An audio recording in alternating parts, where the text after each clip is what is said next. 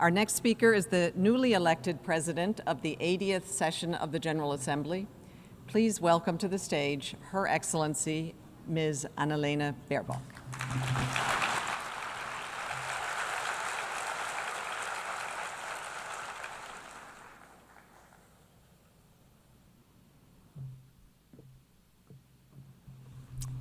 Good evening. Many of you have seen the article in New York Times a few days ago about the postcard sent from the UN in 1953. Alan Bowl from Idaho sent the postcard to his family. It was lost to time, but resurfaced 72 years later. I found it interesting that even back then, this young man visited the UN on his stopover in New York. The UN was still new then, yet, even then, it mattered to people. We often forget in the trenches of bureaucracy, politics, and diplomacy how much this institution matters to ordinary people. To people like Mr. Ball and the 1 million visitors who come through the doors each year. And to those in every country of the world whose lives are impacted by the work you do. Ask the displaced how the work of UNHCR or IOM has mattered to them.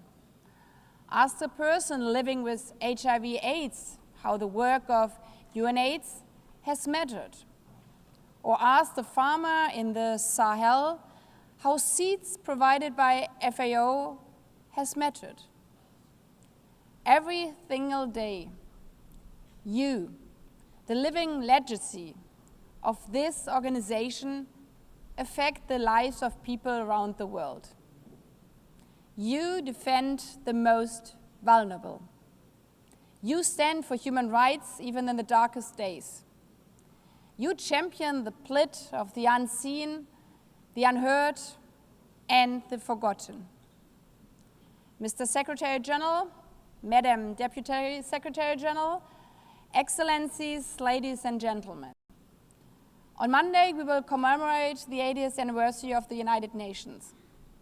This is a moment to celebrate the people who make this institution. But it's also a moment of profound reflection on what this institution represents. What it represented to the people of 1945, who sought refuge from the scourge of war. What it represents to the people today, who call out for the UN to live up to its promise. It comes at a critical moment of change and evolution within the UN itself. As I will say in my remarks on Monday, change is necessary. But it must be built on the principles and spirit of the UN Charter. Principles that are upheld every day by the women and men of the UN, by you, who have dedicated their lives to humanitarian relief, to peacekeeping, to the protection of human rights and sustainable development, who have far too often given those lives in service in Iraq, in Gaza. 168 women and men lost their lives in 2024 alone, standing up for the principles of our Charter. These are the people, the heroes, who embody multilateralism in action. Dear colleagues, it's an honor to join you in celebrating this living legacy of the United Nations. You carry out the quiet, often thankless work, away from the limelight, yet indispensable to this organization, to making it stronger, to make it better together. You are the reason we can take pride in the United Nations today. The reason why a young visitor walking through these halls may look back 80 years from now with pride at having once stood here. I thank you.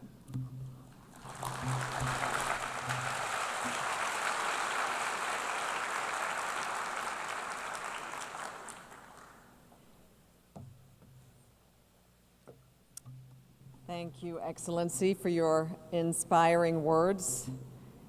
This organization does matter, as you said, to ordinary people.